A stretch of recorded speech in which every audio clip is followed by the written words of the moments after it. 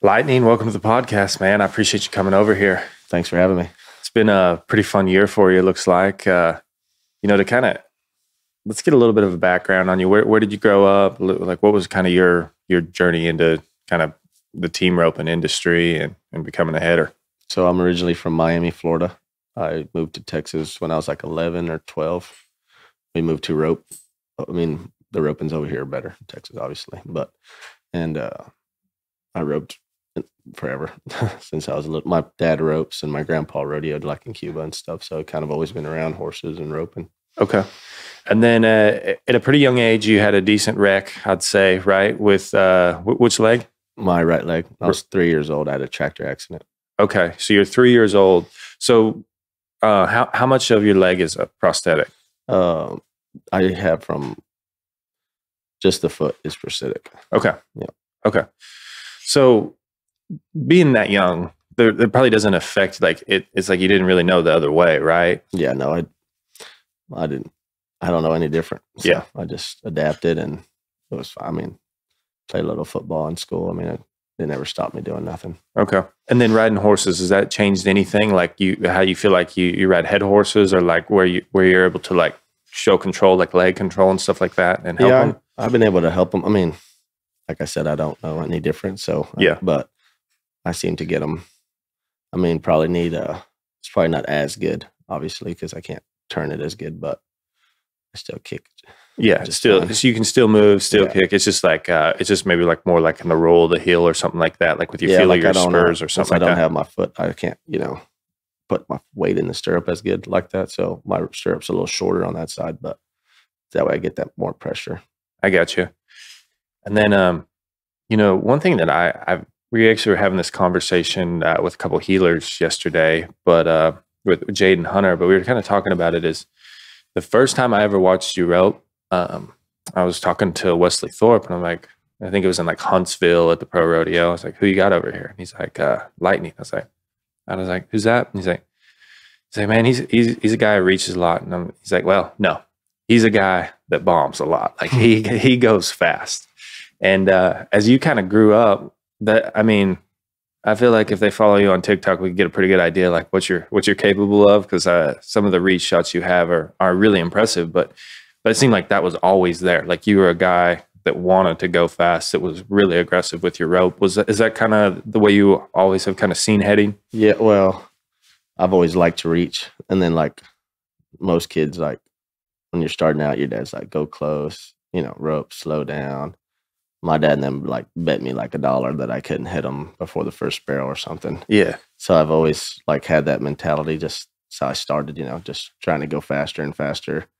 And then sometimes I probably didn't need to go that fast and just to get me in a bind sometimes. But I feel like I got now where sometimes if I don't have to use it, I can try to use my horses a little more now. But yeah, I've always bombed. Right. Well, and I think too, like that's a unique thing as you learn it growing up. If you're going to be aggressive, you're going to have some shots where you probably didn't need to use it, and it would have been easier to just go catch and set up a run a lot easier. But it's also the same way. If you're a guy that wants to run close and use your horse first, you might end up using your horse too much and not being aggressive enough and kind of putting everything in just like a slower tempoed run. So there's going to be a battle either way. Yeah, it's just the reaching. It's a good thing that you can reach. And then knowing that you think you can reach them is also a bad thing. Right. So it kind of double-edged sword, I guess. But I feel like it's benefited me to be able to reach more than the go close has benefited me. All right. So there's a few things in that head swing that I see. You're the only guy I've ever watched that has this. You can go one swing, legit one swing. Your rope doesn't, if I remember right, you start with it down. Mm-hmm. And you can go one swing and you'll use it in competition, like Coleman's NFR roping that he had last year, which he's, NFR set up. I think it's all 10 go rounds, and you went with that quite a bit and can connect with it confidently. What is in your first swing? Because I think that's why one of the things that's so good to watch you reach. I think that's one of the things that helps you out so much, right? Is that correct? Yeah, that's how. So like when I leave the box, I try to get ahead of my horse's momentum, and then my first swing comes up over the horns. Okay. You know, that way whenever I throw, I can come down and my rope will open up.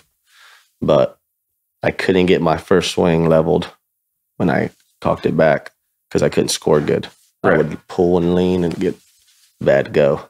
And then either I would be late or I would like have to try to make it happen, like try to beat my horse, and that never worked either. Right. So then I just started practice. I would just hold it down where I could score and stay ahead of my horse and just learn to pick it up. And then when I was, I don't know, probably 17, 18, 19, I would go to Northside all the time. And that's the one swing come from going to Northside. And right. I think that's really impressive, the fact that you can do that. Because how many times did you miss taking that one swing shot right off? Like, did it work early or did it not? You know what I mean? No, I'm sure. Yeah, I mean, it was definitely a trial and error. I've missed a lot doing it, but I feel like I could do like at North, like setups like Northside, or when I went to Coleman's deal, I caught a bunch of them. Northside, I could catch a bunch fast with the one swing. Right. Okay, then the next thing with the mentality that's really unique to me about being aggressive with your heading, right? You're going to miss more steers than a guy that uses his horse more. Is that, I would say that just in general, especially as you're learning to reach really well. Would you agree with that? For sure, yeah. Like, I've always reached, but the success was really very off and on. I mean, obviously when you catch, it goes fast, but you might miss 5 or 6 in a row, and you don't make a lot of money that way. Yeah. So over the years, I've learned you have to use your horse no matter what. Go close or reach. The horse is a huge deal. Well, all right, we'll get into the horse here in a minute, because you've been really successful with that this year, and I think that's been a big change. But the missing 4 and 5 in a row, how do you not change your style, like, and want to get closer, or, you know, how do you keep kind of firing it? You know what I mean? What do you got to tell yourself mentally, and then how does that kind of help, like, translate to what you do now, so you know you can be aggressive and confident with it? Well, like, I don't like making a run and then knowing that I might not win nothing. Right. So, like, if I go to the rodeo, if I do catch, my guys heal good. The guys I roped with have always healed good.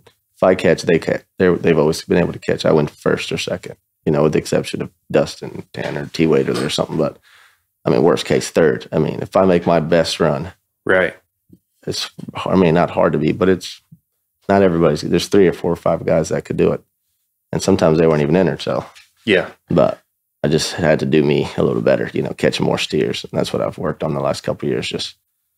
Well, and I think that makes it really easy to understand, like, hey, the hardest thing I think that you can have is when it's going bad, you want to change something. If you can, like, stay true to it, you're like, and I'm taking that as when you miss a steer, you're like, you know that it's the right shot. Like, hey, like, you know what I mean? Like, you're throwing your rope in the right spot to win something. Yeah. And you can just kind of keep, like, everything kind of, you know, you should know how it feels for you, correct? Like, that's, like, you can kind of just say, oh, you know, it's going to come around, right? You got faith in yourself is what I'm trying to say. Like, if you make a run, like an awesome run, and then it's hard not to want to do that again, like knowing that it worked, you know. And just like, I don't see me going to a rodeo and going all the way to the steer, turning them off, unless, you know, high team back, short go or something, and short go fell apart or something. But yeah, if you're at San Angelo, you go all the way to them, turn them off, you don't win nothing. I mean, you might go all the way to San Angelo twice and might not make short go. Right. But I don't know. Well, I think what's interesting about this, right, is you're comfortable, like, you have faith in your shot, and then it's like that when you reach them and it connects, like, that's pretty fun. I want to do that again. You know what I mean? Like, when you make an awesome feeling run, I can see that. Like, you want to just kind of keep trying them from there. You know what I mean? And keep trying. And that's where is that where it kind of kept building, was like, because to watch you reach, there were guys, there's always, it seems like a guy or two at the amateur rodeos that can really reach and they can do some really cool stuff, but it never translates to pro rodeoing very well. And for you, you've got it to translate to pro rodeo now. And Dustin was able to do the same thing. And there's some guys out there that have been able to do it. But I think that's kind of the challenge, right? Is the setups, the barrier gets longer at pro rodeos, and you know what I mean? Over the summer. Yeah. And it can be hard. Like you can have a hard few weeks, really, you know what I mean? If you get into the wrong cattle, and then you might make one or two mistakes on good steers, it seems like it can go bad, but then it you know, you can gain it all back pretty quickly with just one real good run right away, right? So yeah, that's something you just were always kind of good with, and it, like, you didn't really like doubt it as far as like being that aggressive all the time, right? Well, I would doubt it because I've gone over the summer and, you know, missed for a whole week straight. And you're just like, all right, well, you know, I'm done reaching. I'm just going to go close and catch, you know, right? And then you don't win anything. Yeah. And then your partner's like, no, it's okay. The reason I rope with you is because like we have a chance to win first. Just figure out how to catch when you do it. But yeah, just the going close, I think you have to be able to reach nowadays. I mean, Jiggers he 100% from 3 coals back anywhere he goes. He jackpot, rodeo, don't matter. He doesn't miss, and he goes at them all the time. Yeah, I think nowadays it's gotten to the spot where there's a handful of headers that if they hit the barrier and the steer's running, they can reach and turn them off. And if the steer's good, they can go a little bit closer and kind of take a higher percentage shot and make the steer even easier to heel. And Driggers has gotten to where he never misses now. And no, I've never seen heading fast steer, at that slow level steer, ever. Head on the ground. Don't matter. Yeah, it's getting pretty good. He's pretty good. Yeah. Okay, so obviously, you know, with this, it's hard to keep a horse working, right? Has this been a struggle for you with, like, because this was my holdup on reaching, like when I didn't really want to go to it as much, as I knew it'd be hard to kind of keep my horses running, right? So for you, what has kind of been the deal to keep horses working, or what did you kind of find early on with your heading on with the head horses? So I look for different horses now. Before, I would look like, oh, they got score and they're easy to reach on. It's not the ones. Okay. I mean, you do want them scoring, you do want them that you can reach on them, but you don't want the one just slow loping through there where you can reach on. Right. Because on the jackpots, the steers are not close, you know, or the rodeos at the summer. Like, I mean, the boxes are deep and it's front leg half. I mean, some are shorter, but I mean, it's a long ways out there. You need a horse wanting to kind of run off where you can reach, and he's still wanting to run off for a little bit, where then you can, you know, you can do it over and over again, and he don't take it from you. Right. So essentially, like a horse earlier on that is slower, easier to reach on. It just gets where they can duck, right? They quit running. Yeah, they quit running even more, and so the steer it's just like you never get a roll at them, right? Yeah, then it's just your catching percentage will go way down. I mean, I've had a couple like that. They scored good and they're easy to run, but if you don't hit the line right, they're not fast and they're not running towards the steer. So you're like always like looking like I need to hurry up and rope before I don't have a throw. Right. And then you miss a lot. Right. Or like the last couple horses I've had, like they're going towards the steer. And then I can, even if I send it, they don't duck. They might widen, but they don't stop running to turn off. Yeah. Yeah, they widen, but their momentum stays forward. Where you can dally and still have some momentum on the steer, instead of like if your horse ducks and you reach and then it just kills the momentum. And then your horse has to like drag the steer almost. Yeah. And then your heeler's coming in fast and then just stops. And then normally you see it, everything stops. So you try to speed up and then it creates that separation again. And just instead of just kind of rolling and putting some momentum right through the corner where your heeler don't have to stop until he throws. Yeah, it's essentially a way to take away risk and make the runs a lot faster, truthfully. Mm-hmm. You know what I mean? Because you do get to open steers up a little bit faster when you've got that momentum moving forward. Even if they're widening, you're able to like pick steers up and kind of roll them through the turn more. Yeah, and you don't hit them and they wash out at the end. And give them their head back. And like when a horse is ducking and you throw your whole rope and it skips on, and then you trying to beat him because he's ducking, and the run pretty much just stops unless you just have a freak of a horse that just keeps pulling back. And then he won't do it for very long. I mean, eventually he'll quit doing it too. Right. So is that something that has also been like a big emphasis, or what kind of taught you that aspect as far as like opening steers up and making them easier to heel? When did that process start coming into play?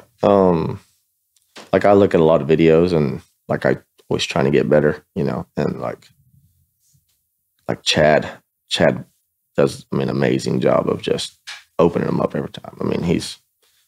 A lot of guys catch 2 feet for Chad. Yeah. And so, but he always has momentum on the steer. He get a slower steer and just put some momentum on him, open him up, and like him and Joseph would make some amazing runs, And so, like that was my problem. I would reach, and my horses wouldn't pull. So I'd give them their head back, no momentum. And Chad would go all the way to him, not all the way to him, but, I'd throw my whole rope, and Chad would beat me going a cold back. And I'm like, oh, there's no way, but there is a way. It's, momentum of the steer and their finish, where ours would take half a second just to face because my horse had no momentum to pop around there and face. Right. And this is something you brought up earlier, was when you're talking about your first swing, is getting ahead of your horse in the box. So this is where probably all this was starting to develop, was if you can get ahead of your horse in the box, that kind of means to me like you've got them running towards the cow. They're not going to probably lean on your left leg or duck out of sight. And you're getting the forward momentum, and your rope can still be pointed in the right spot to read the cow, right? Like and the horse helps you with your swing, your reaching. Like if you're standing straight up when you leave the box, it just throws you back. It takes you 2 or 3 swings to kind of get back ahead, leveled out. Right. And your tip goes straight in the air normally. But like me, I try to get ahead of my horse's momentum when he leaves. Like I'm with him. And then I just use his momentum to do the reaching and stay ahead. And okay. I want to ask a technical question, and if we can't get this answered right here, I'll make you do it for me on the horns when this is done. Okay. But I've been thinking about this a lot as a header. When you go with your rope down low, to me it's harder to turn your head rope over and go fast. And I think that's why a lot of guys start with a rope high up here, because it turns over so much easier. Like that first swing has power and turns over, but to go from like low by the hip and then to get it high and to turn it over. So what do you think for you like helps that rope go from down here to turning it over quickly? Like I don't turn it over as wide. Like when I pick it up kind of closer towards, like I'm up faster with it. So you're like going like more towards your like head, and then like so you're like bringing it here, and then I can come out of it, but I don't go so wide. Have you played around with your grip on it? Like, how do you grip your head rope? Is it like all 4? Is it in more your fingertips, or your pinky got a good grip on it, or is that something you've ever thought about? Never even thought about it really. Okay, I just kind of hold it out here to the side a little bit and just come up. Side more, and then it can bring it in. So you're sending your momentum. Like I don't hold it out my hip either. Yeah. Like it's more like, I'm just kind of out a little bit to where I still have some room to make it work. Like when I nod, I kind of even like rock it a little bit to kind of get some momentum going. Yeah. No, I think you've got, it's the best first swing I think I've ever seen. And so it's like, I was kind of heading the horns last night. I was like, man, I was thinking about this a little bit, and where I've tried to do that, which I've done it a few times and it's worked with, cocking it back or whatever, but I don't know if I pick it up too fast or what, but I don't score very good, and I get rocked back almost every time.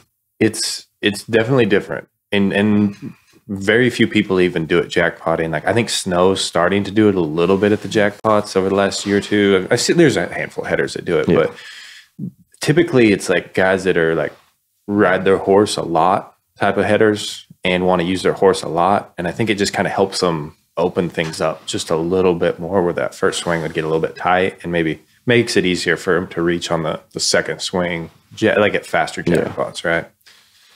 All right, let's talk some head horses, because obviously, man, you won head horse of the year. Yeah. How cool is that? It's awesome. Horses, I'm glad he gets some recognition because he's awesome. He's been a blessing to me. Yeah, and so it's kind of fun. Jordan Weaver, I did just a little like bit on a podcast with him, and then he was like, oh, that head horse is really fun for me, because he had taken him and worked with him a little bit, and he showed me some of the videos of like when he first got the horse to now, and it's like, he was kind of able to help that process. And shout out to the flatbed podcasts that he's got going on as well.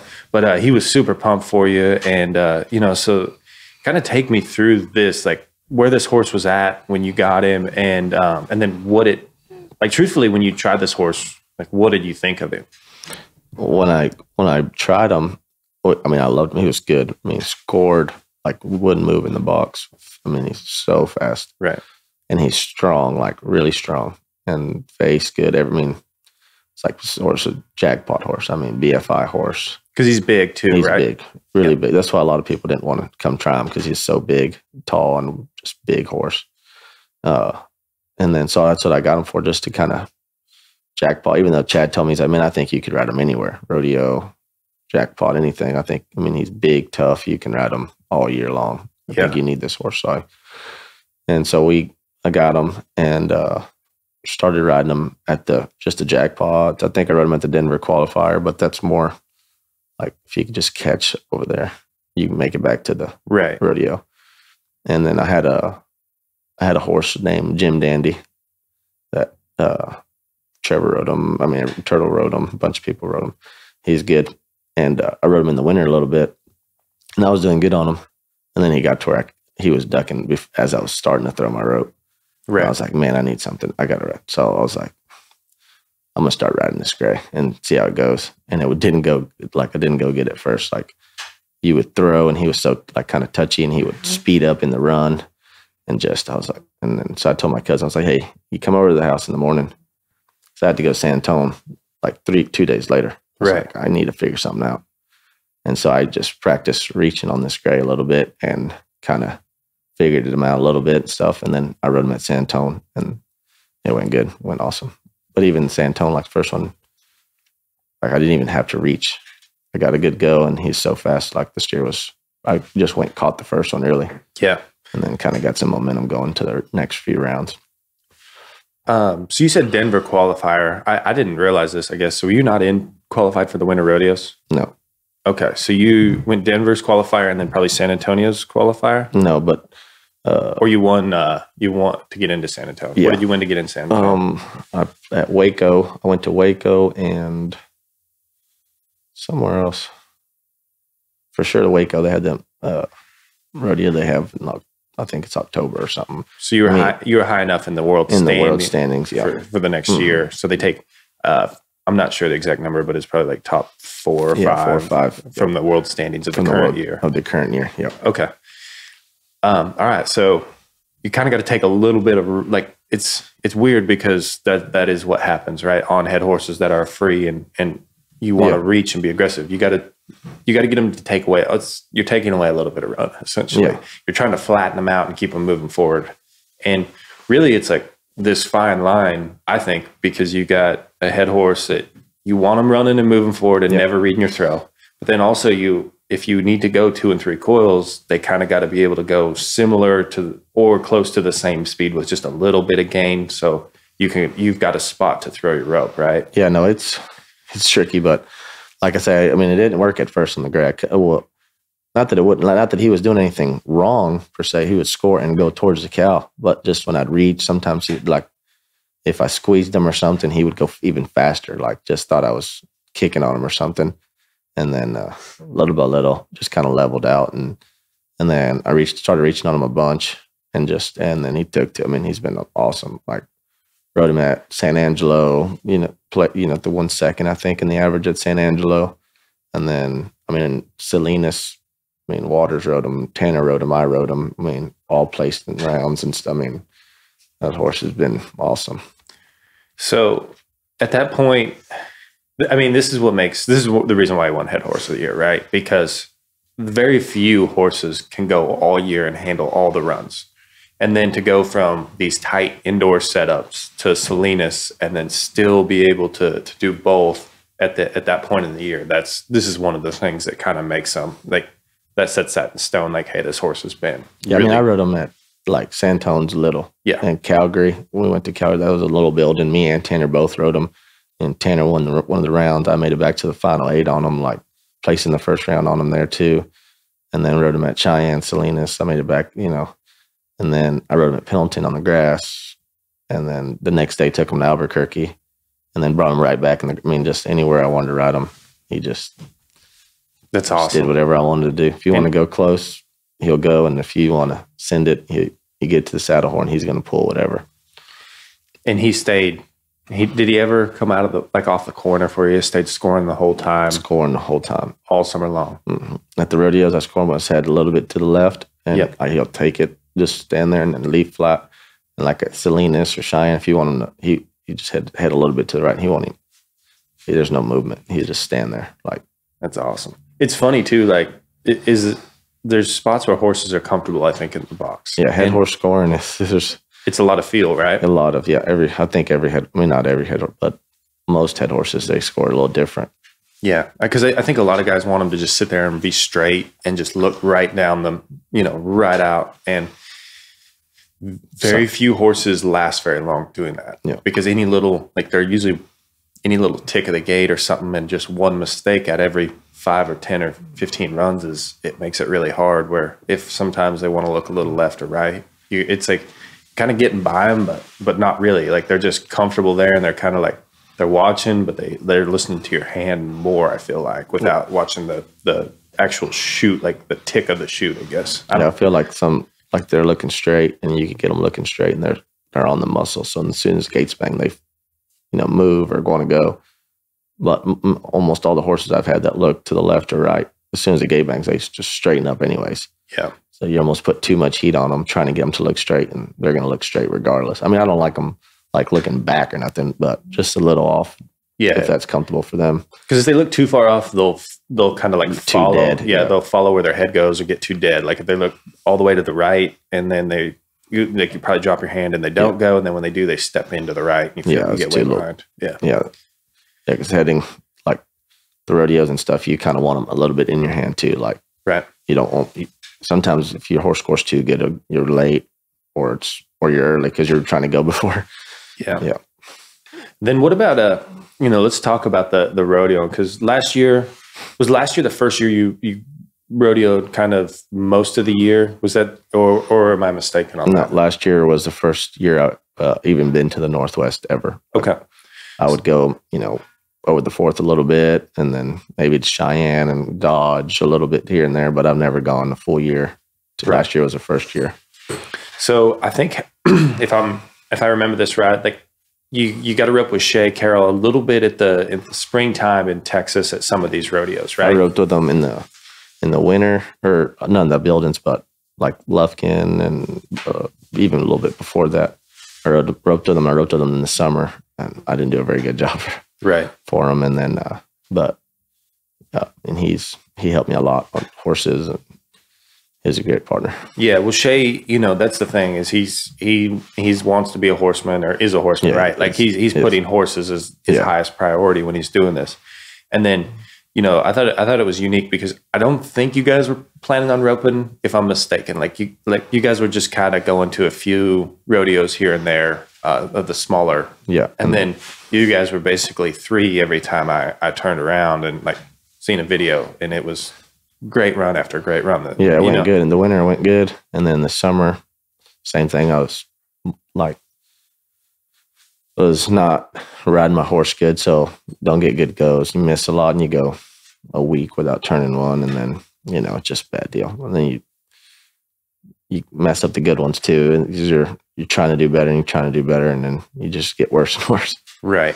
I think that's the hardest thing, is when you try harder to win, and you're like trying to not, try to get out of a dry spell. I think this is the hardest thing about reaching, right? Is when you want to be aggressive all the time, when things are not going well, it's really hard to like fall on something that's a real high percentage run, right? That's something you got to be tough mentally, right? Yeah. And you could be tough mentally, but you got to figure out why it's not working, and like you got to reach still, but you might have to change something, like something's going wrong. You can't be too good not to, like, because I've asked people, what do you think, man, I've missed for, like, I've had them go on the horns 2 or 3 times in a row and come off. I'm like, dude, what am I doing? Right. And they're like, I'll just keep bombing. You got it. No, no, there's something to it. And then get somebody that's truthfully honest with you, like that. Not worried, not scared to hurt your feelings. That's what you actually learn from there. What's that like, being able to have the humility to take that in as well? You know what I mean? Someone that will like say, hey, this is what I think's going on. And was there like a guy or a time that really like was like, it kind of sucked to hear, but you needed to hear it at the time? Not really. I mean, I've asked, and some people, they just don't say nothing, but just, you got to be like, I think, true to yourself. Like, hey, it's not working. Like, you're like, all right, I'm a reacher. I'll just keep at it. It's just my style. Like, no, like you keep reaching, you just got to change some stuff up.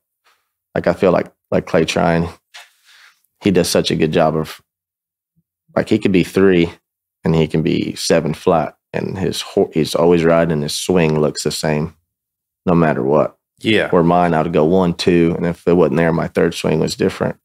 4th swing was different. Like, that's what I had to change. Like, can't be like looking 1, 2, looking for a throw.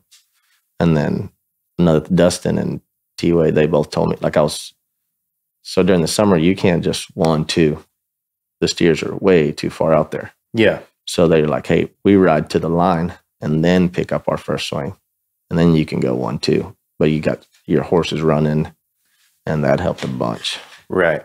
So talking to guys that are similar, like in the styles, and then just trying to pick on the little things that, like, hey, this is what I'm missing, or this is, because I think this is the other thing too is, are there times when you're throwing your rope that, like, you don't know if it's going to get there or not, or like you don't know if it's a catch or not? Like, does it feel like that very often, or what does it feel like at the 3rd and 4th coil? Because, like, the only reason the reason I'm asking this is I had one shot this summer that was my 3rd coil, and as I was kind of at the end of my delivery, I was like, I felt like I was gonna catch when I started my delivery, and then as I was like watching my rope go to the horns, I was like, I don't think this is. Like, I definitely had instances. I'm like, I sure hope I have enough rope to get there. Yeah, and then I've also had like times, like during the summer, you're like, haven't caught in a week, you're like, please get there. Yeah. Please go on the horns. I don't care, half head, neck, backwards, just something. And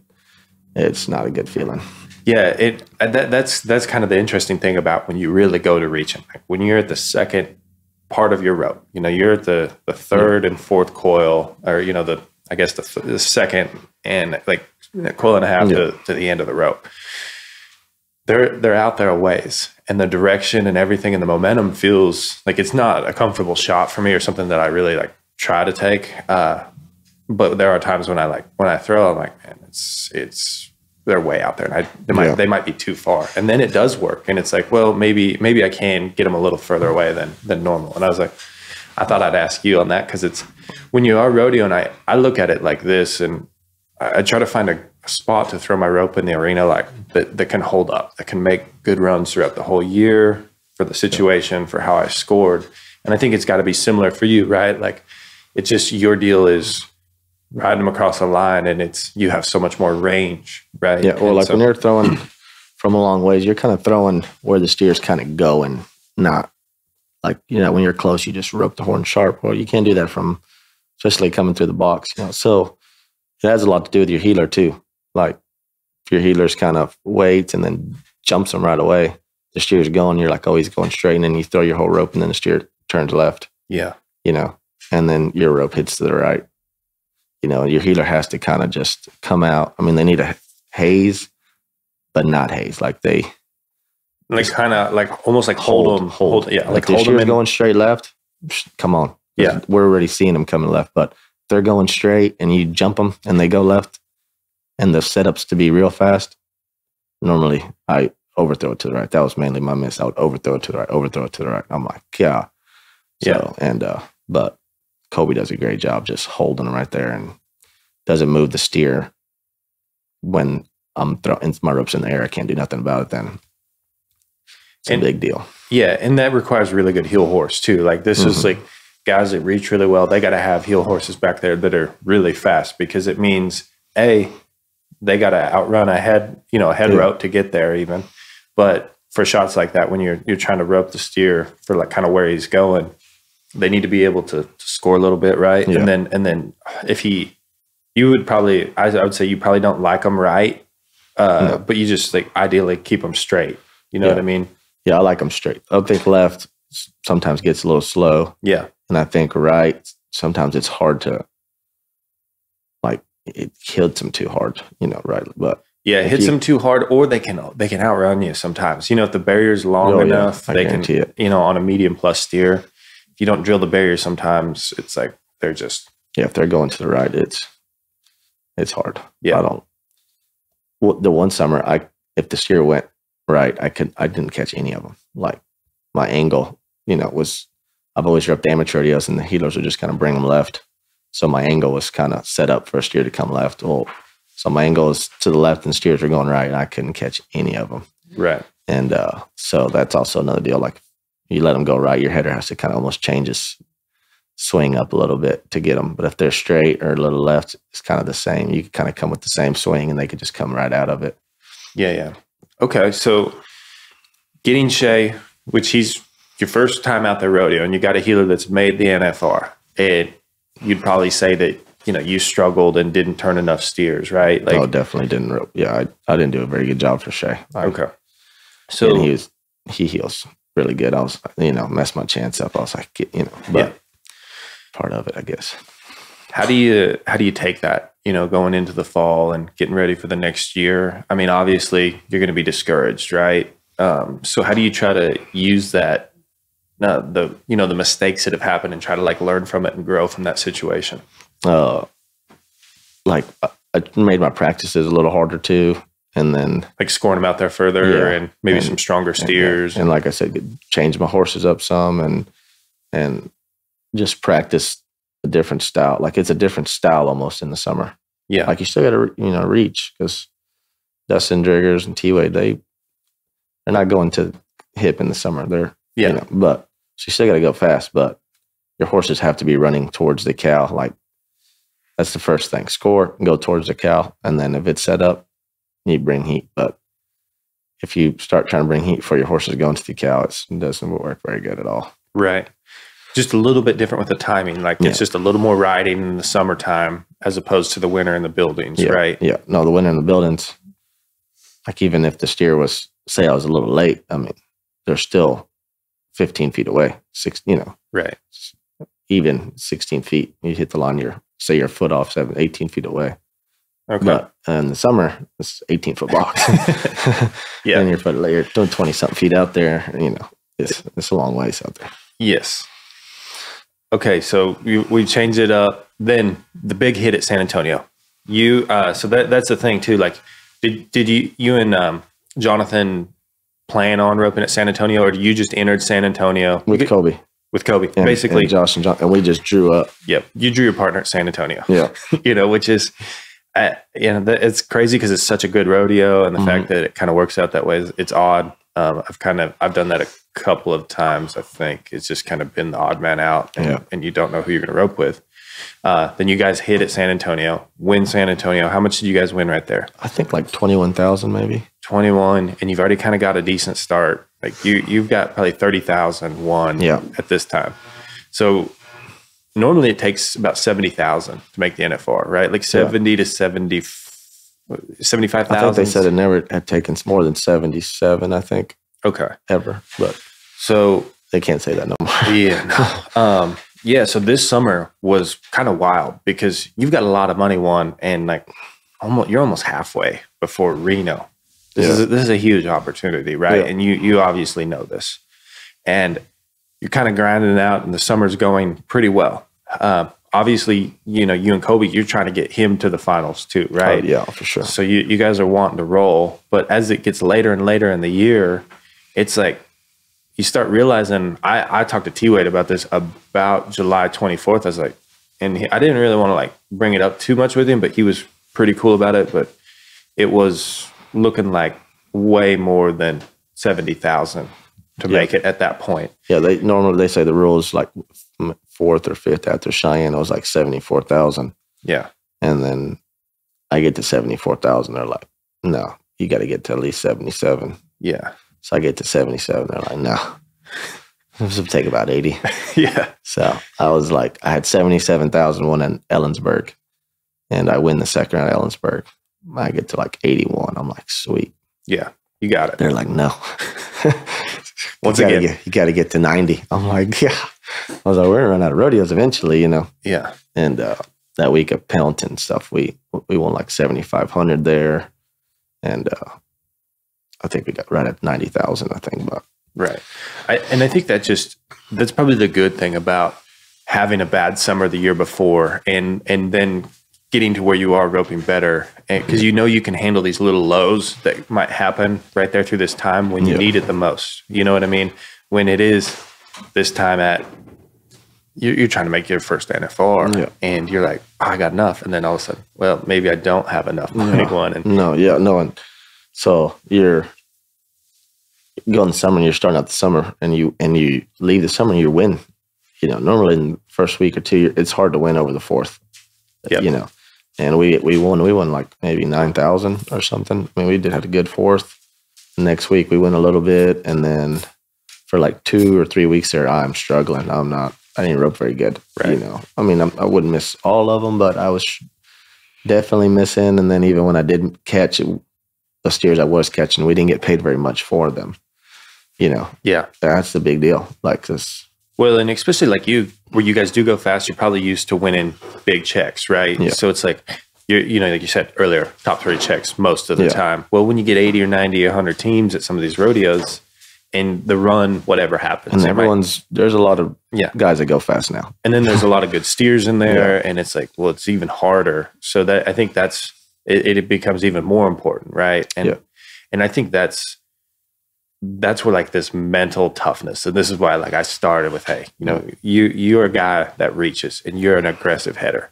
So you've got to be true to it and stay with it to get where you want to go, right? Yeah, no, and it's a mental game for you, and you also have to have like your partner having faith in you, right. And like not worried of that, you've missed for a week or two and he's trying to cut you or something, Like Kobe was always, don't worry about it. He's a good partner. Great partner. Yeah. We got Brandon at 6, 7 more next week. We'll catch him, Right. We're not going to miss all year. We're eventually going to start catching. Don't worry about it. Just keep after it. What about this for healers? Because this is one thing I always worried about too. Like there's times where I've roped really poor, and then I don't really turn enough steers for them. And then when I do, it like I kind of beat them, or like something kind of happens and they might mess that one up, or they're even trying hard. Yeah. And I think a lot of it, like healers need to be able to have like a good rhythm and know where things are going to be. So as a guy that like where you will miss a few in a row, is that something where handling cattle has to be extremely important because they know they got to trust you? If you do miss a couple and then you turn one off real fast, right? For a healer, it's got to be. I mean, I'm never healed and probably will never get the chance to heal with the rodeos, but I guess it's got to be hard. You don't like pretty out there. You don't practice. I mean, every now and then you get, like the Monteros, they've been awesome. I get to go practice sometimes when I'm out there, but sometimes you go a week, 2 weeks, 3 weeks without practicing. And if your header hasn't turned any, that means you went 3 weeks and no roping. Right. I mean, and then when they do turn one, you still have to heal like a 10 healer. Yeah, you got to get them. Yeah, right? And 3 weeks of no practice and still compete against the best guys. It's got to be hard unless, instead of your guy turning a couple a week and you're constantly getting throws, break the, if you knew you tore the barrier down, just go catch the steer, like give your guy a chance, clear your horse up. Like before I would just hit, like just not even paying attention to that stuff. Like, and it matters because it's a long year. Yeah, and then on top of it, the rhythm of your guys' run can kind of stay intact, and I think that's the thing about healing that looks tough. No, it is tough for me because anytime I get a header over that can really reach, I don't know where to ride to, and obviously I don't heel that good. But I think that is one of the things about rodeoing is if you're in a good rhythm of like where your horse is going down the arena, how you're setting it up in the turn, it's really important, right? And rhythm is everything. I mean. Yep. You got to have a run, that's something that feels good, and kind of knowing where your partner's going to turn the steer, where your partner's going to be when you turn the steer, and if you don't get to rope for a couple of weeks, which like Patrick, we buddied with Patrick and Tanner, and Patrick, great buddy team to have. He knows a lot of places to practice, and and like makes it a point. Like, hey, let's go practice. Like even if it's going good, we still need to go score. We still need to practice because it might be the last practice you get for a month. Yeah, keep it together, even if it is going good. Keep some momentum going, score a couple, run a couple, and right. And then during the Northwest, we stay at Scott Repp's house, and we get to practice out there a bunch. Right.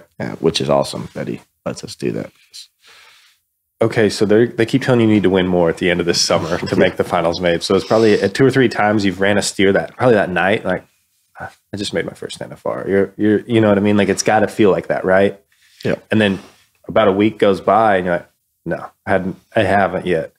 Is this something like mentally, like, do you press more, like, or do you want to press more? How do you like stay pretty even keel and kind of focus on doing your job? Or you pretty good about that no matter what? Well, I've never been in that position, right, to even have experience on it or nothing. But I try to just like not getting too involved in it, just because I was like, if I start worrying about it too much, there's enough to worry about.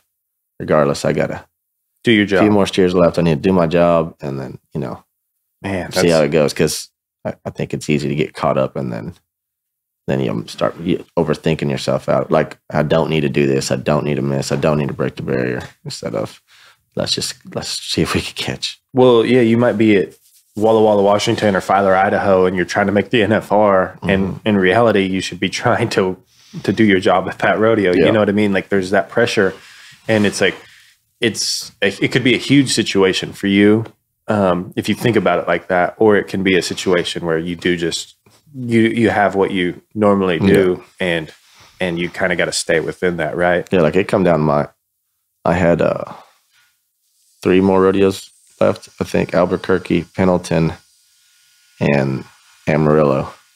My last 3 rodeos. And how much did you have won before they started? I had maybe 81, maybe 80. Yeah. I placed at all 3 of them. And you knew at 81, did you think where did you think you were at? No, they were like, no, you need to win more. 81's. It's not safe. It's not safe. Everyone's saying 83. It's going to be you need to win 15th maybe. Okay. So I was like, and so we didn't draw the greatest steers at Pendleton. We just went and got them caught. We were making the short go, and we had to go to Albuquerque. I was like, hey, I'm driving to Albuquerque. I'm going to ride this gray, but I'm also driving back because I'm riding this gray at Pendleton. We're rodeo. Yeah, I mean, I've drove thousands of miles. We're going to get this trip here is not going to be gray's getting rode at both places. Yeah. So you were not risking it. No. Every time I've mounted out this year, it's not gone good. Right. Man. That's pretty special. And it's just funny, like how glamorous people, I think people are starting to understand that rodeo is really not that glamorous anymore. It could be. I mean, it was 18 hours from Pendleton to Albuquerque. There and back. And there. Yeah. There. 18 hours back. Yeah. You've got 36 hours of driving in. To go run 1 steer down there and then come back. And I forgot what you guys did at Pendleton. So you made it back to the short round and placed good. Placed like 5th in the average, maybe. Okay. And then you had it made after that. Like, you knew, like, Pendleton, that's maybe, yeah. Like, because you'd placed at Albuquerque and there, and you're like, man, how awesome though. Was that because then now it's drive to Albuquerque, right? It's kind of ease it back towards Texas. Then we had to go to, I think Amarillo was